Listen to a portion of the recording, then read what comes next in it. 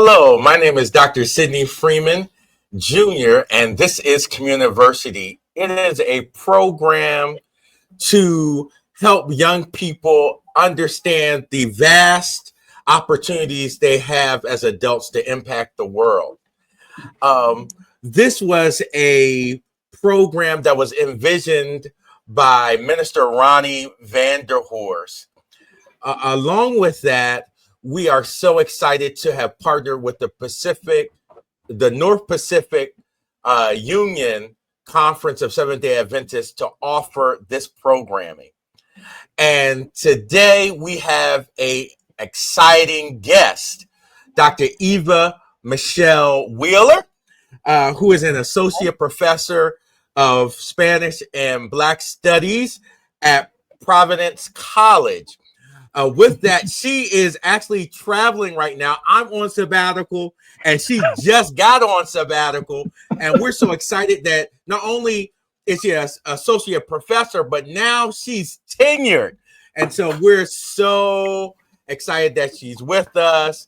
And just tell us where you're at, all the places you've traveled to, all the good stuff. I know I gave you an introduction, but I know you have more to share with us.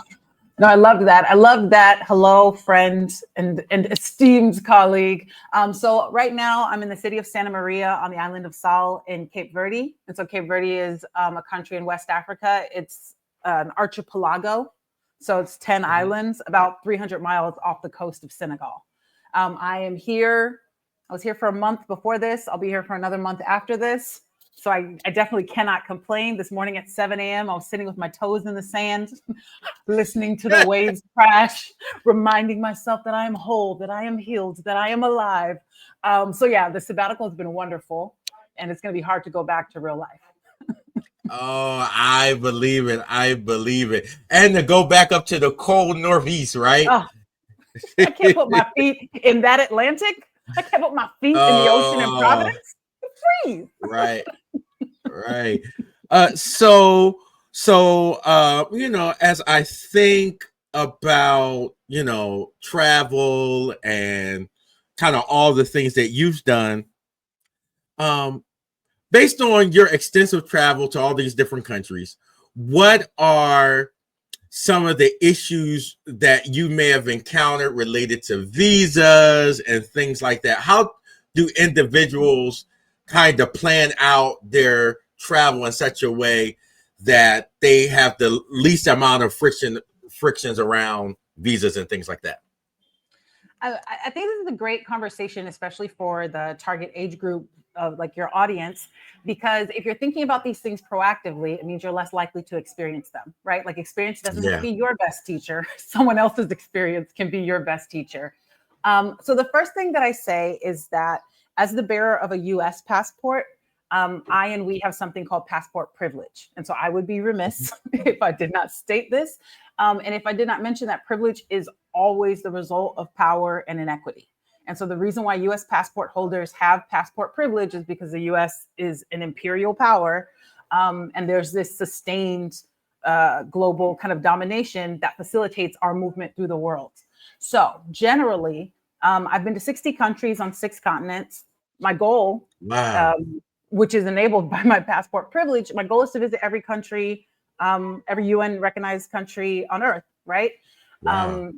And so of those 60 countries, I have had to physically surrender my passport to an embassy or consulate for them to stamp it maybe 2 or 3 times. And that's the lengthy process, right? Where you have to mail them your passport and wait weeks or months for them to send it back to you.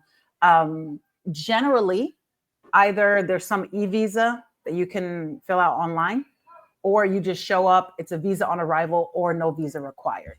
And so because that's my reality, for many years, I wasn't even thinking about the fact that I needed a visa. And so my mom and I, we went to Australia in 2016. So we bought the tickets in like June of the year before we were going. And then we went in August of the next year, and we showed up at the airport, and the check-in agent said, "Did you get your visa?" And we were like, "Visa? Oh, C'est quoi? Like, oh, well, what is that? And it was like this moment of panic, right? Where like your heart kind of sinks because we were at the airport with our Hmm. luggage. Our flight was leaving in like 2 hours, and we Hmm. didn't know visa was required. A visa was required. Fortunately, um, Australia had an e-visa for U.S. passport holders, and they approve it within minutes. So we were able to do it at the airport. But that's something major that could derail your whole plan because if you need a visa and you don't have a visa, you will not be able to travel to your destination. So generally, it hasn't been an issue to get a visa. The most important thing is to know that you need one ahead of time and then take the steps that are necessary. Yeah, and and let's go back a little bit. Why is international travel so important? Whether you decide to go to college or not, let's just Mhm. go there. Why is it important? So, from my personal experience, I have this little mantra. I mean, I actually stole this from the internet, but I internalized it as my mantra, and it's don't listen to what they say, go see. Right? Mm. Don't listen to what they say, go see. And so, whether you're going to college, whether you're starting to work, or I don't know, taking some kind of eat, pray, love journey, travel travel is the largest, most exciting classroom you will ever encounter in your journey, right? And Mhm. so if you're talking about language, you're talking about culture, you're talking about history, you want to know about politics, you want to know about current affairs, you can learn all of this through travel, and you don't sit down with the textbook, but you're living it. And so I also tell people in general, like, I think travel is important because it gives you perspective. Like, it shows you Mhm. that your reality is one reality, and there are many other ways to see and experience the world. I'm sorry if you hear any background noise. So I'm on a patio, and there's like people walking by having conversations. Um, Travel, I think, also instills in you a sense of empathy. So you understand what it's like to be in a new environment. You understand what it's like to be in a place where you might not speak the local language. You understand what it's like to be in a place where you depend on the kindness of others. And I think that that's something that once we come back to our home environment makes us more empathetic to people who are experiencing our country in that way. Um, Travel also, I think, instills in you a sense of resilience and adaptability because, so this is another, you're gonna be like, where'd you get these random sayings from? So, the great sports philosopher Mike Tyson once said, right, like, everyone has a plan until they get punched in the mouth, right? So, Yep. like, it's true in any area of life when you're traveling, when you're at home. And so I think because so many unexpected things can happen when you're in a new environment, it teaches you to roll with the punches, right? So Yeah. something happens I didn't expect. Okay, once I recover from the initial shock of it, how do I get what I need, right? How do I get the new lodging? How do I get a different train? How do I get the visa I need so I can go to Australia with my mom, right? Like, so it teaches you to be adaptable, and I think that that constant process of adapting to new circumstances also teaches you to be resilient. And so, if we're thinking about skills that can be transferable to the classroom, to a job, to any endeavor that you have, having a broad perspective, having this sense of empathy, being resilient, being adaptable are all things that you can learn while traveling and then apply in your chosen path. Thank you. And that was a comprehensive response to that question. It has me thinking about the particular political moment that we're in. Mhm, And this is in 2025. mhm, Our president is Donald Trump, mhm, and there has been a lot of changes regarding advisories on places to travel and things mhm, like that. Could you share how you're thinking about um travel within this context? And I have a second question just around there have been complaints I've heard that when those from the United States travel, they may take a Western mindset, particularly to places like the continent of Africa, Asia, and non-Western countries. Could you talk about the importance of how you might act or navigate places that are not necessarily as Western as we are? Yeah. So an experience, right? It's something that I've been working through myself as someone who's from the United States but travels extensively in other places. So the first is about what travel is like in this context, particularly with our current political climate. And so I would say that I've actually been experiencing this since the beginning of my international travel journey. So my first international flight was in 2004. So we were under the Bush administration, and they had just declared they just started the war in Afghanistan and or Iraq, right? And so it was a very anti-American sentiment in a lot of places. And so I went to study abroad in Spain, and they were planning to take us to Morocco at the time, and they ended up canceling that trip because they were like, there's just too many of you obviously American people for us to take over there at the time. I was traveling, I think November 2016, after the first time Trump was elected. I traveled to Egypt. And whenever you travel, people you're not from there. And the first question they ask is, where are you from? Yeah. And thinking about, like, I'm conscious of the fact that I come from the United States, but I also do not want to bear responsibility for what's happening there right now, particularly because it's not something that I support. And so at the time, so in 2016, we're in that transitional period. I said, do you remember Barack Obama? I'm from the country where he was president. They were like, yes, we remember Obama. But now I think people see it sometimes, I think as a Black American in particular, my reality abroad has been such where people do not presume that I share the ideological positions of some of our more conservative, more draconian, like, policies, positions, ideologies, because they understand that's not me, right? But people do invite me into conversations. I remember I went to Tunisia in 2018 in North Africa, and I was staying in the Airbnb, and one of my roommates was from Libya, and so I remember we were just having dinner, and he was like, "Please vote," right? He was like, "Because your foreign policy has consequences for the whole world." And so I haven't had the context where someone was like, "Oh, you're from the United States," and they like attacked me or pushed back against something that was happening in the United States. Like, I usually felt people imploring me to be conscious of how things that happen in the United States have repercussions throughout the whole world. And so I think that was also something that helped to give me perspective. For the second part of your question about, like, what do we do with our Western mindset? I mean, the first answer is, well, you don't know what you don't know, right? Like, you know what you know, and you don't know what you don't know. So part of that process happens by living it. But I think there's a distinction to be made, and that you can keep in mind, even if you haven't navigated the process yet. And it's like, what is the difference between being a tourist and being a traveler?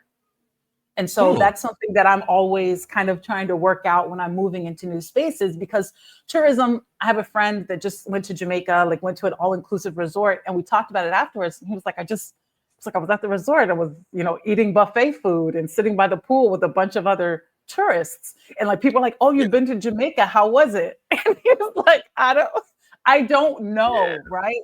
And so like, if you show up in a place and you stay in your comfort zone, you go to McDonald's, although I will say you can go to US based restaurants in other countries and find new menu items. And I think sometimes that's exciting, but only eating the food that you're familiar with, only doing things that you're comfortable with, only speaking English and not trying to understand like what local languages people speak.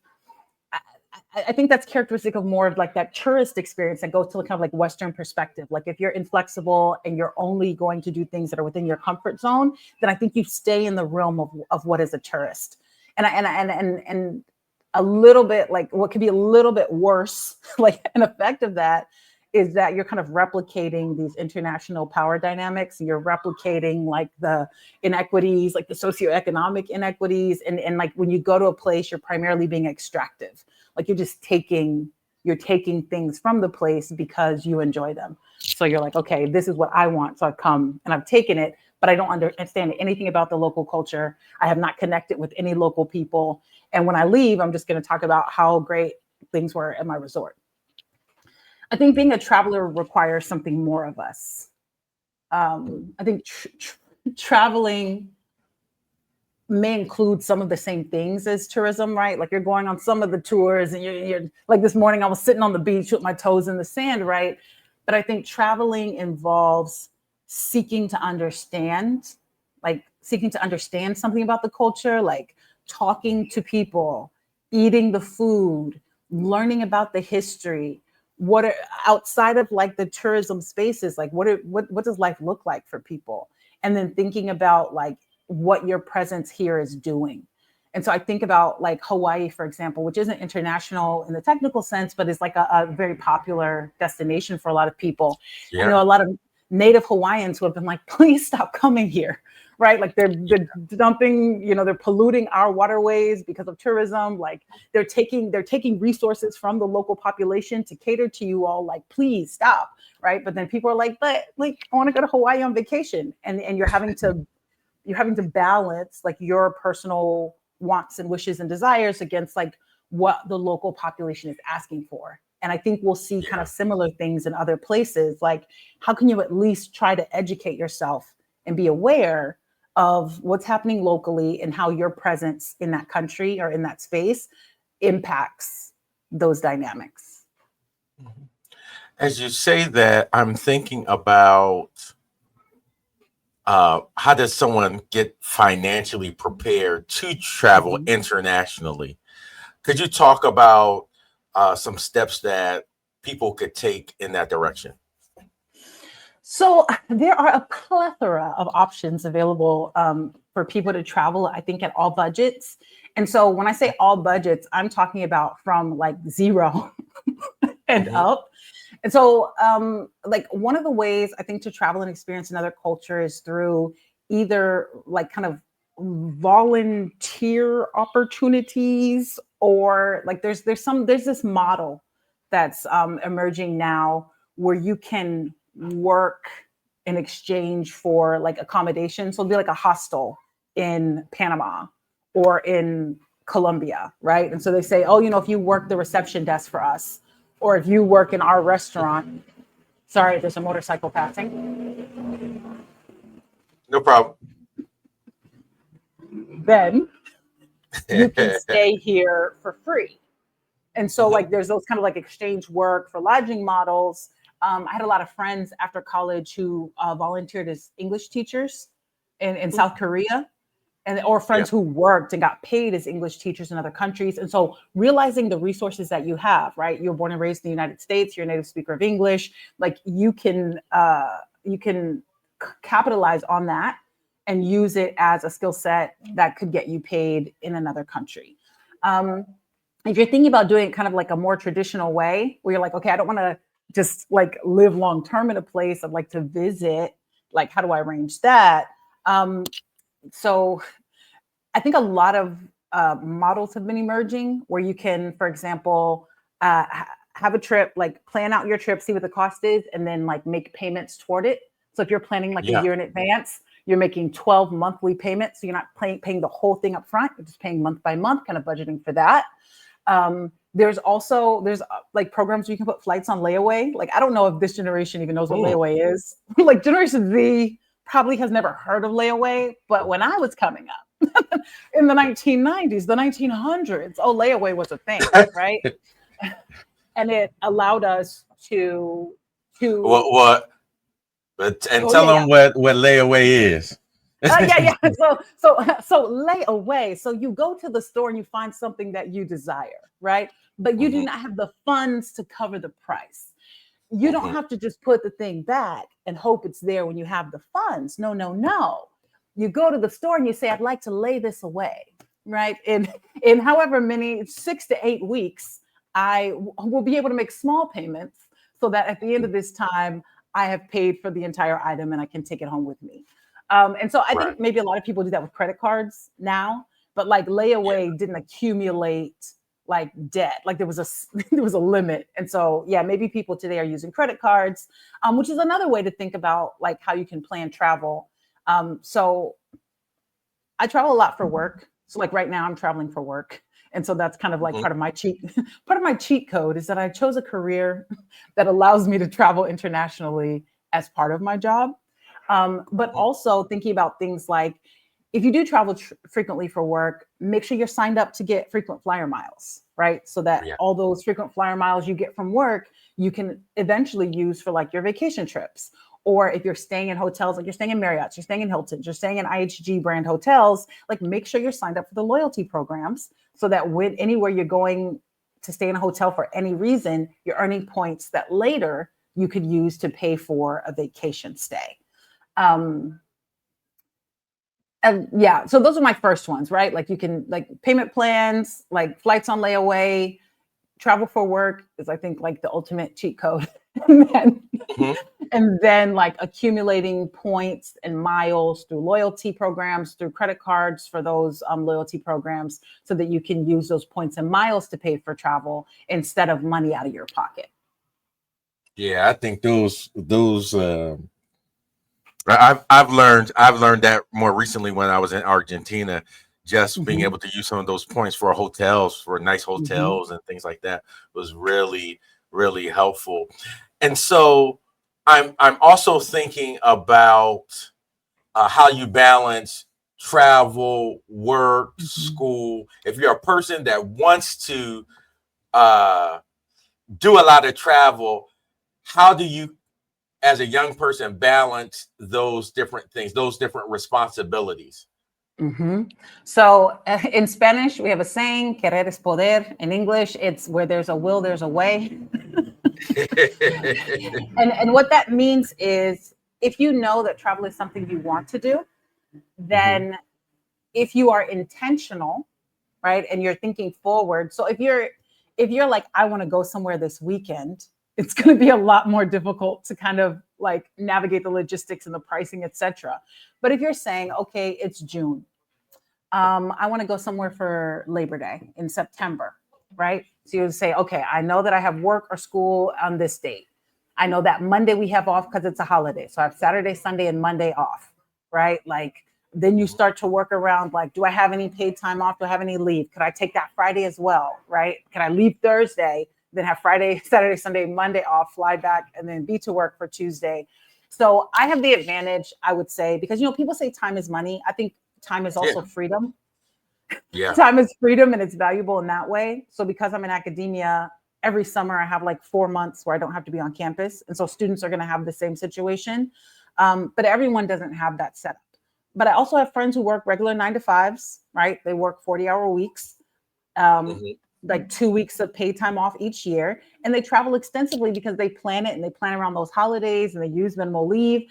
And they're able to go and do what they want. So I'd say like if you want travel to be a part of your plan and your life, like map it out the same way that you would map out the other parts of your life. So if you know school is on this schedule or work is on this schedule, like how can travel fit into that, right? And then if you plan ahead and you're intentional about it, then it becomes something that's not burdensome and it feels a lot more Mhm. natural and I think can fit into the flow of whatever your life is. So, what about safety? So, if you want to travel, how do you navigate making sure that you're safe? I mean, this is important, and so it's something that I think about, and I think my loved ones think about because I travel alone. I travel Yeah. solo a lot as a woman, and so my mom's always like, "Oh my God," she's like, "Go with God," and I was like, "Yes, yes." Step number one, go with God. But I think that Yes. there's a responsibility. Like there's a certain responsibility to be aware, and Mhm. so like look into the place that you're going. Look on YouTube. Look on TikTok. Google. Like how should you best move through a space? So particularly when I was going to countries in like North Africa for the first time, I was like, how should I dress? right? Like, how am I expected to dress? Because obviously, like, we have the freedom to dress however we want, to do whatever we want, to be whomever we want.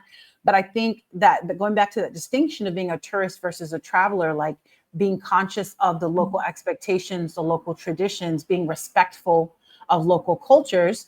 Like, okay, if I'm in Dubai, like, I'm not going to go outside in shorts, right? Like, I'm going to be wearing longer pants because, like, I understand like what is expected, right? What feels respectful in the local culture. Look at things like, are there any kind of like recent incidents that people are talking about? There's a website called travel.state.gov, and I can Oh, put it wow. in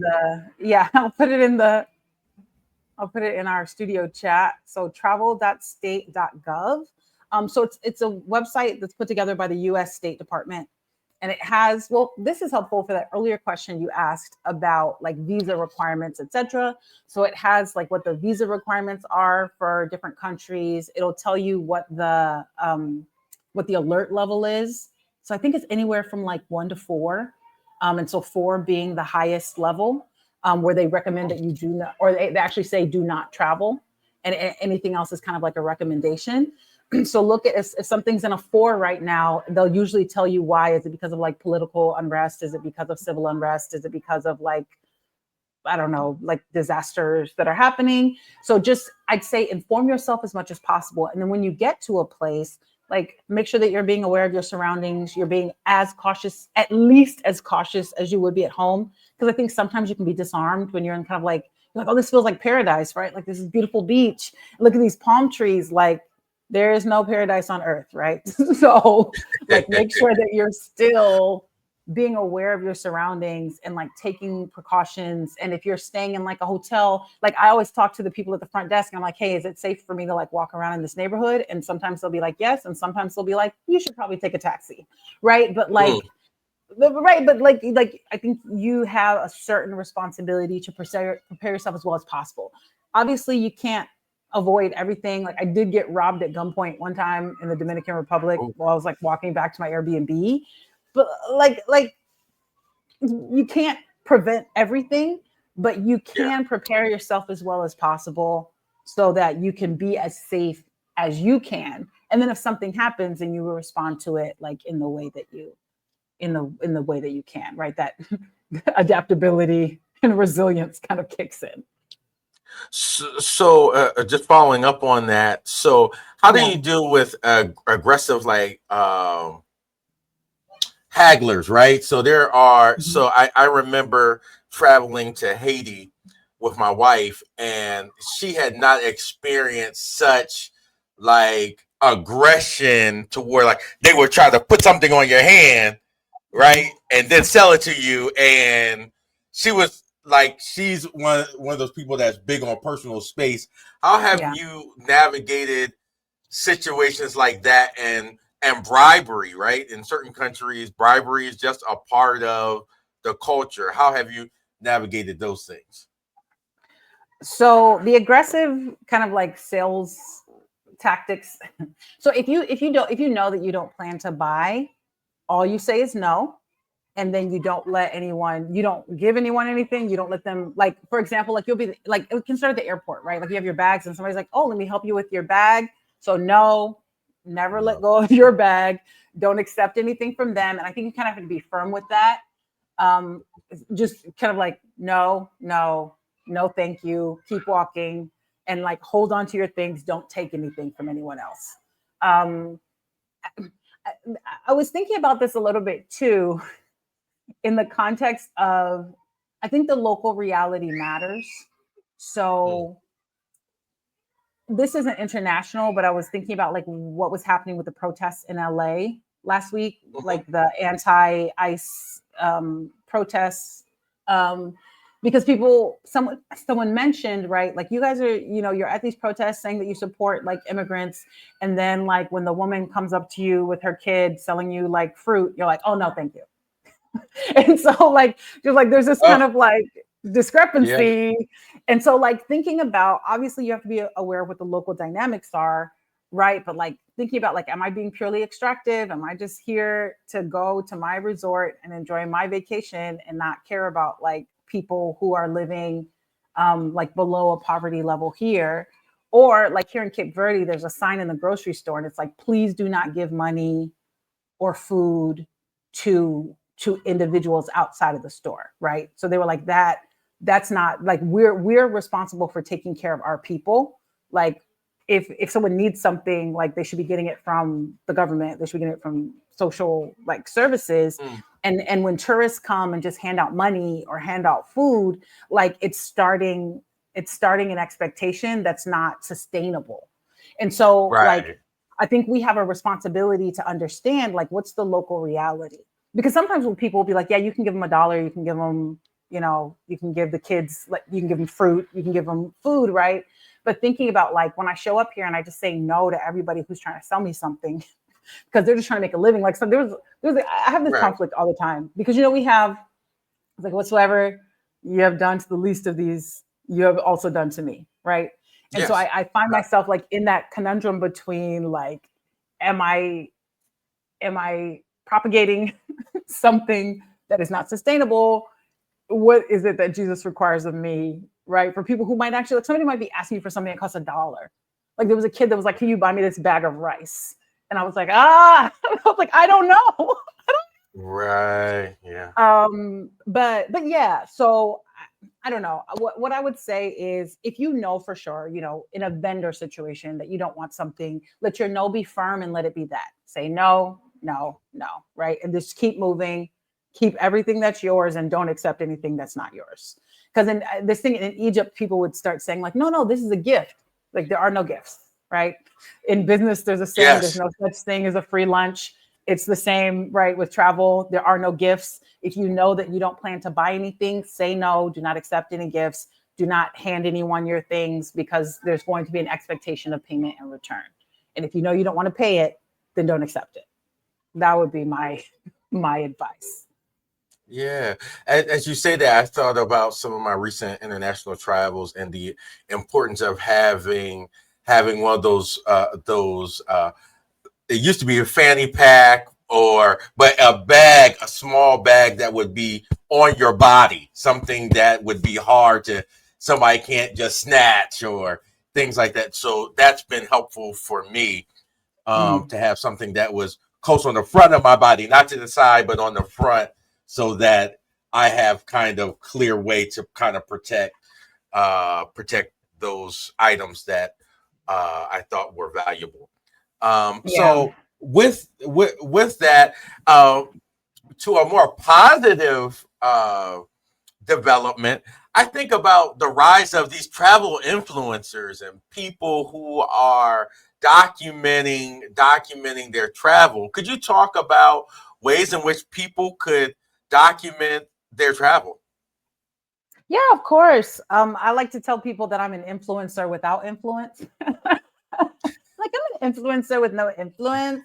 Like I don't get You paid for got influence. Don't influencing. say that.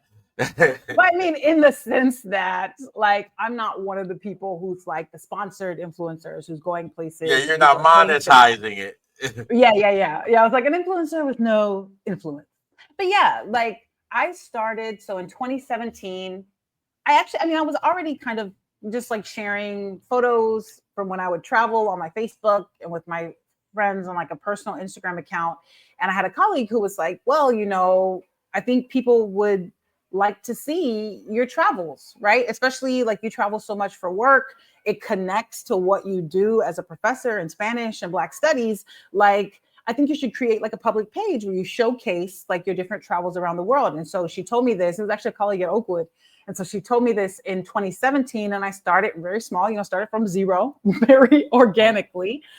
And then now, like, I have a community kind of like fellow travelers, people interested in travel, and we share information about the places that we've been. I've asked people questions. So if someone has been to a place that I went that I want to go, I'll say like, oh, like, how did you get around? Did you need local currency? Is there a trusted driver? Where should I eat? Did you like this area? Any tours you went on? So you can start from anything like social media. You can start with blogging, like written blogs. You can start vlogging with YouTube. I had a YouTube channel for a little while. You can do a podcast, right? Like there's all of these ways. And when I look back, I created this hashtag. It's actually the same as my Instagram handle. So the hashtag is Eva del Aire. And then there's a plane at the end. Okay. So I put it, that was like parentheses. I was like hashtag Eva del Aire. And then there's like a little plane icon. And so every now and then I'll just click the hashtag. Because like you see your profile. But like when I click the hashtag, it shows me like this randomized groupings of the things that I've posted. And then I'm like, wow, like I have lived a life. I was like, I have been places. I have seen things. And so even if you're not doing it to become an influencer, I encourage you as you're traveling to document it in some way. If it's in a journal, if it's on a blog, if it's on social media, if it's on YouTube, like if it's in letters to your family, some of those old books that would be like letters from, wherever they were, because you're going to look back on that. Like, especially if you're 18 to 24 right now, right? In 10 years, in 20 years, in 30 years, like you're going to look back at this time and you're going to remember like, wow, like I really went there. Like I did that. I remember, so my dad's family's from northeastern Louisiana, and my favorite uncle, his youngest brother, who passed away in 2020, like I would post. I remember when I went to Egypt and I posted my my pictures in front of the pyramids, and my uncle Johnny was like, you're doing things some people will never have a chance to do. He's like, yeah, enjoy as much as you can do. We're only on this earth for a short time, right? Like live your life. Don't just let the time pass. And so if you're thinking about documenting those travels, like document them, whatever that looks like for you. Maybe you do end up becoming monetized, especially in this generation. I feel like they're very savvy about becoming monetized for things. But even if you don't, just having those memories is valuable. And it will remind you of the incredible experiences that you had while traveling abroad. It may also remind you of like the not so incredible ones. So I have like I framed the police report from my my mugging when I was in DR, because I was like, this is a unique souvenir. Okay. Not that many of these out here, right? So I have it just in my office to remember too, but just like experiences, life, it's worth remembering. Please document if you're traveling. As you said that, I connected the documenting of your travels with the safety aspect of the previous question. Yeah. And I was thinking about, do you do a lot of documenting in real time when you're out of the country? Or are you someone that says people need to know where I am if I'm somewhere out of the country, just because you're thinking about protection for your home or whatever the case may be? What are your thoughts about that? The digital space and safety is definitely an important consideration. Like I do know people who will not disclose that they're away from home, right? Because they're like, now people know my house is empty. Right. Right. And for me, my concern is generally like I try not to post a specific location. Like I'll let people know if I'm in a country or like a city. Okay. But I generally don't post. Like if I go to dinner at a restaurant, I don't post until I've left. So if it's like a specific identifiable location, I don't post that in real time, because there is the chance that someone sees it and shows up where you are or knows that you're there. And it could create a safety issue because you're being observed and you don't know it. And so particularly, I think for a lot of women who travel and who travel alone, the advice is don't post your exact location in real time. Especially for like professional reasons, I usually end up posting my trips like months later. And so no one knows if I'm in the office, if I'm abroad, if I'm away, if I'm here. And that's just, at some point, it just became because I had too many pictures. So I just couldn't post everything at once. But I think that safety question is important. And so particularly for people who feel uncomfortable with the world sort of knowing that they're away from home, say maybe just your close, trusted people, because you do also want someone to know where you are.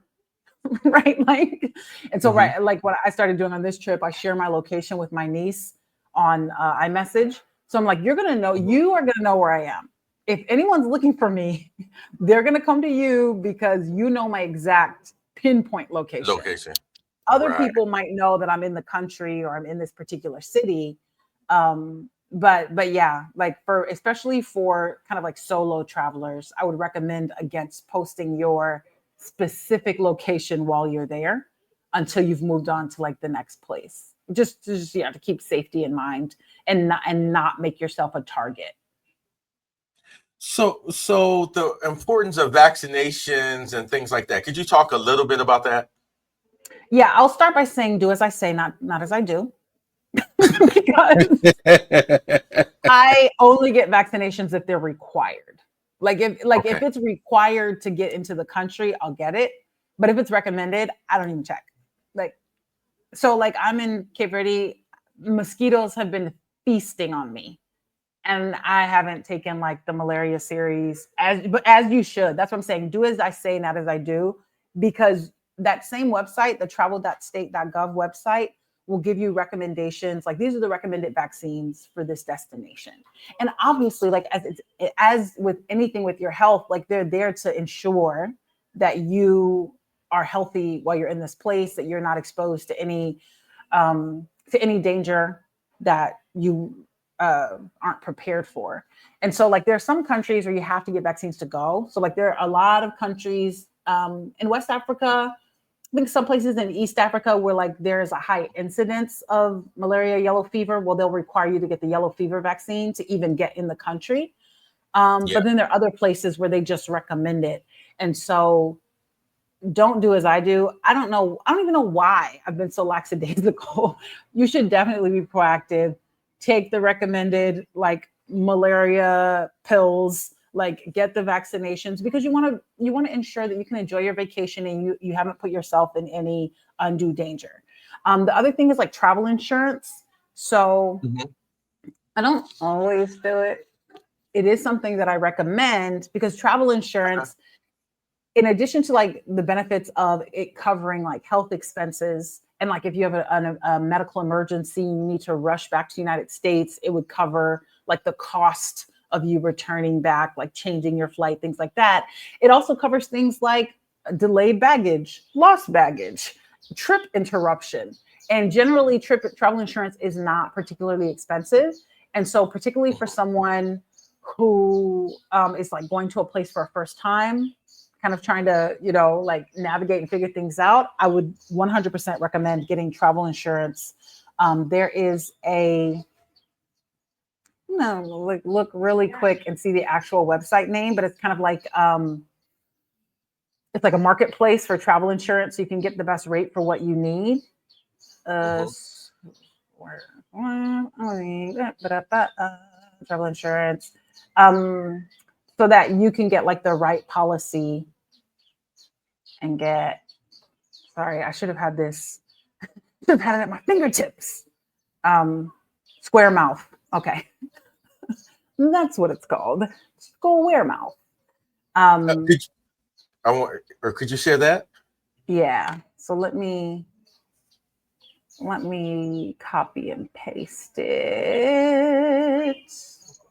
And as you're doing that, I was thinking again about, I made the suggestion around the fanny pack or the, you can call it man bag, something that is close to your body as you walk around and travel.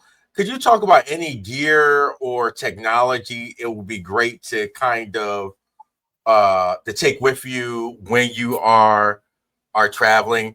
I bought a European bag, travel bag, so it met their specifications versus kind of the American, the one that the carry-on bag, right? Because Mm-hmm. the carry-on bag specifications in Europe are a little different than those in the U.S. That's been my experience.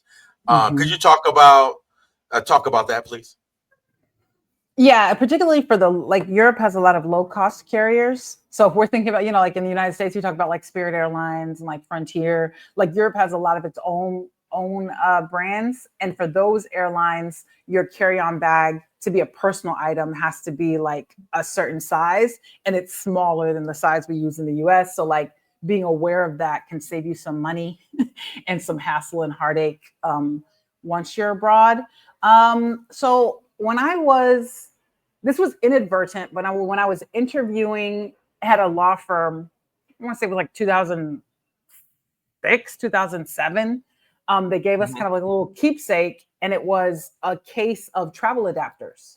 So, like when I was talking about perspective, like United States, you want to charge something, you just plug it into the wall. If you go to another country that doesn't have the same electrical sockets outlets as we do, you're not going to be able to plug in your devices. And so part of that research, I mean, nowadays you can probably purchase an adapter when you get to a place, but just in case, right? Like looking up before you go, what kind of outlets or plugs the destination has, or just having just kind of like a universal adapter and converter, voltage converter that you can take with you. So that's something I never travel without. I always travel with a luggage scale because, like 50-pound limit, right, for your bag. So you travel and you're throwing in all your souvenirs. And I don't want to know when I get to the airport how much my bag weighs. So I have like a travel luggage scale that I always take with me. If you're going on particularly long flights, I recommend getting compression socks or like compression sleeves for your legs, because a lot of people don't think about it, but like sitting still for that long, and then with the pressure changes in the cabin, et cetera, like some people can develop embolisms, like blood clots. And so the compression socks helps to ensure like your circulation, and help you get to your destination like a little more safely. It's like, what's some of the other like must-have? So luggage scale, voltage adapters or converters and voltage converters and adapters, compression socks, and here's the thing. So you were talking about like money and valuables and like, how you carry them, what you do. I also think too about like how much money to carry and how to carry it and where to carry it, like where to put it. And so, I honestly think part of this can be researched, right? So like thinking about the destination that you're going to, some places you can buy everything you need with a credit card. Like you won't even need cash. So that's the first thing. So research those places. And then you'll know you probably need less cash because maybe you're going to do something, or maybe you want to give a tip. I don't know. But you'll know that you need less cash. If it's a place that's primarily cash based, like I went to Angola last summer, and their like card network only recognizes local bank cards, not like international visas or anything. So if you're if you're coming from outside, almost everything has to be paid in cash. And then I was telling my cousin who lived there, I was like, this kind of makes tourists obvious targets because people are going to know that you have cash because you can't use a card anywhere. But that's part of like something that you can research ahead of time. I would never recommend keeping all your cash in one place, even if it's like a secure bag, kind of like, like diversifying your assets, not putting all your eggs in one basket. Like I was like, okay, I have a little cash in this bag. There's cash like in the pocket of my jean jacket. There's cash behind this thing in my laptop bag. There's cash in the lining of my suitcase, just to make sure that like you're never in a position where if someone takes one thing that you're out of luck, right? Like you don't have anything left. So yeah, like kind of like going through that idea of safety, like your mentality is also like, how can I make sure that if in the event that something goes wrong, I have a backup, And that can be with cash, it can be with, apparati, et cetera, et cetera. Yeah, as you were saying that, I just was thinking about navigating in between ride sharing apps Mm-hmm. and and sometimes local people will tell you, listen, don't use the Uber here, use this Mm-hmm. in this country is much lower, the price. And sometimes you can start comparing. Once you get there locally, you can kind of compare the cost on which one would work best for you from a cost perspective. So talking to the locals has been Mm-hmm. helpful for me when I've traveled internationally. Yeah. um And can I just add on the end of that? yeah. The locals will also tell you if you shouldn't be taking the local ride share. So also, Yes. like, I've had people tell me, like, as a woman traveling alone, they're like, they do not do any background checks. Like, don't do it, right? And Okay. then or they'll be like, if you're doing Uber, only do Uber Black, because that's going to ensure that you have like the safest ride. So like you said, like talking to locals, whether to do something or not to do something, like I think people can be an incredible resource, and particularly people that you trust, right? Or that feel like they're trustworthy. So you brought up the example that you almost got denied uh, travel to one country because of a visa issue. I've had that. My wife and I, we were just talking the other week that several years ago, just before 2020, when everything shut down, we were supposed to go to Ghana, and we still haven't gotten that one checked off Mm, the list yet, yeah. because we were told that we could get a visa upon arrival, and they had changed the policy back. Mm-hmm. And so we had that particular issue. So with that, one, how do you handle that situation? I think you kind of mentioned that before, how you handled it with your mom. But also, I was thinking about, if you fly through a country to get to another country, do you count that as having been in the country? So what I mean by that, if I flew from Spain, if I flew from the US to Spain, and Mm-hmm. then from Spain to get to South Africa, right? Mm-hmm. Do I count having been in the airport as having been in Spain, in your opinion, or in your expert opinion? Um, what do you say to that? Okay, so first, visa, if you get denied a visa and you can't go into the country, what do you do? So, I mean, the first obvious answer is you might be going home. And so, yeah, like you need to know your visa situation before you head out. But I also had another situation with my mom. So in 2023, we did this around the world trip where, you buy a single ticket, and we took us to 8 countries in 36 days. And so like Oh each wow. leg of the trip was like to a different country. And we had an issue. So we were in Dubai and we were traveling to Thailand, and we were traveling through India, right? Like India it Mm. wasn't a destination, it wasn't a stop. Like Yes. we're transiting through India to get to Thailand. Um, and we got to the airport and they were like, do you have a visa for India? I'm like, we're not going to India. We are just transiting through the airport.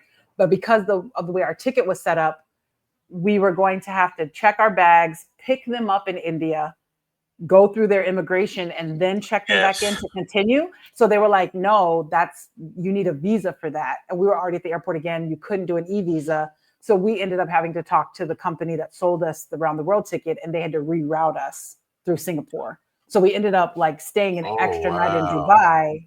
But yeah, so it was problem solving, because I was It like, was if a you can, thing. yeah, they're like, we can stay an extra night here and then fly out tomorrow and make this happen. And everything ended up working out. But yeah, like, so that can still happen even when like you have an itinerary, like legitimately that's been set up.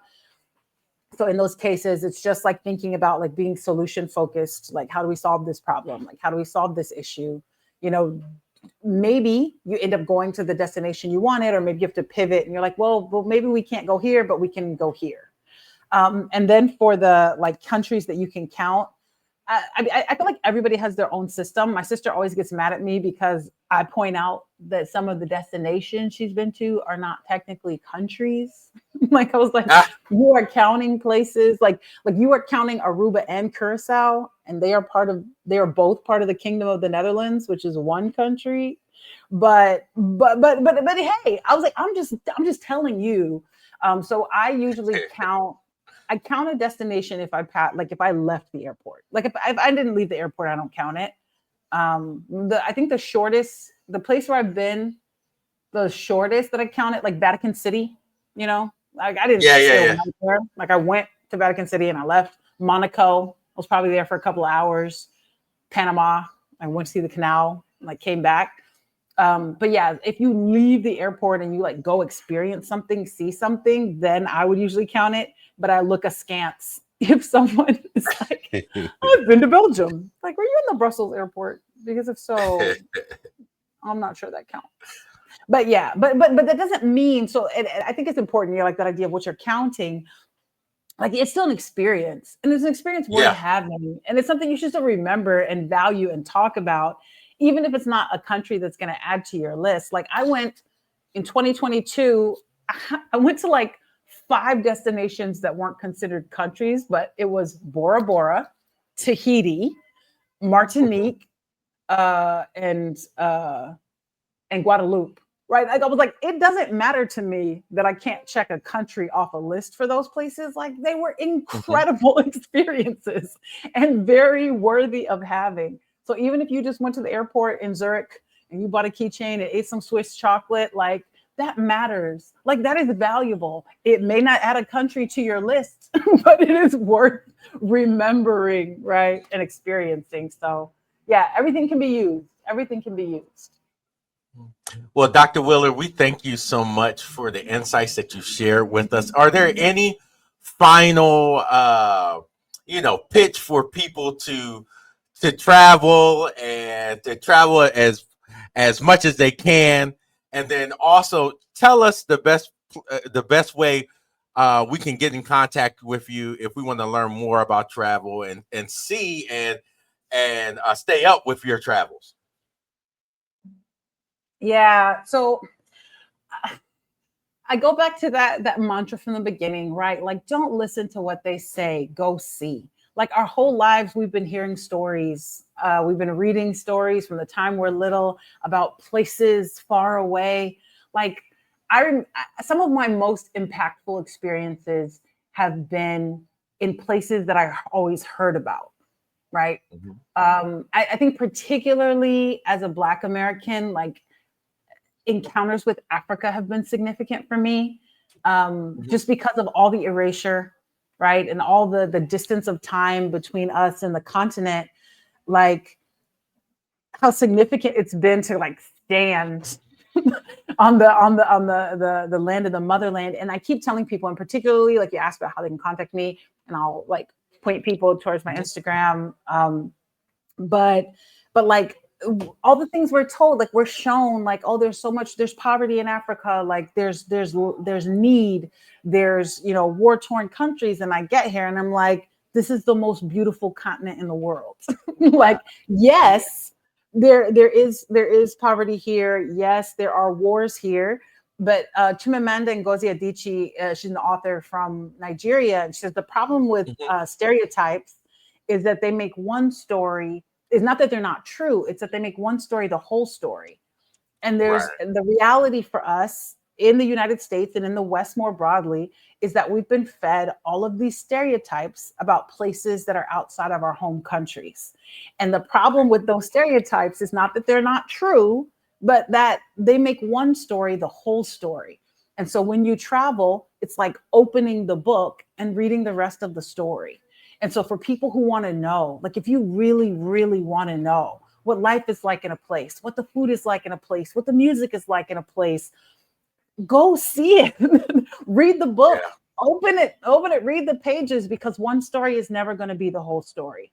And so I think it's particularly important to make you kind of a critical thinker, to make you interrogate the things that you've been told, to help you develop a global perspective, you have to read the rest of the story. And travel is one way to do that. And it's a particularly enjoyable way for me, and also a way that I recommend for people, for younger people who are in school, who are beginning to work, who are doing something else. Like, add to your knowledge base, like increase your experience and build up your, I don't know, like your IG, your IG profile, traveling to these destinations and learning new things. Yeah. So what's the best way we can get in contact with you? So I have 2 Instagram accounts. One is my academic, so it's Dr. _ EMW. And I have some things about travel on there, and you'll also be able just kind of to see like what I'm doing in terms of like professional academic travel experiences. And then I have a travel Instagram that's Eva del Aire _ and that's where I post my travel photos. And I like to say, particularly because many of the times I'm just kind of like posting travel, like no matter what's going on in the world, like almost consistently, you're going to see like, joy in travel. And I think like what I've come to understand it as is like my joy is resistance. Right. And so and it comes from, I think it's Christina Sharp, in The Wake. And she talks about like how the expectation, like what's given is Black pain, like what's given is Black death, right? And so how do you resist, right? When the expectation is death, you resist by living, right? Like how do you resist when the expectation is pain? You resist through joy. And so I'm like, I will address, like I'll address all of the madness in the world in other ways, like on Twitter, in conversations, in academic work. But on Instagram, what you're going to see is joy. What you're going to see is the other side. So I'm like, you're not going to see me posting about like poverty and starvation and wars generally, because I'm like, you can get that anywhere. You can get that anywhere. What I'm showing you is part of us, is another part of the story to show you that there's more to be seen. So. Well, we thank you so much for the immense insights that you share with us. Be safe on your current travels as you move about. And we want to thank our audience for being here with us and learning about travel and all the things that will help them in their adulting. So till we see each other again, have a blessed one. Thanks.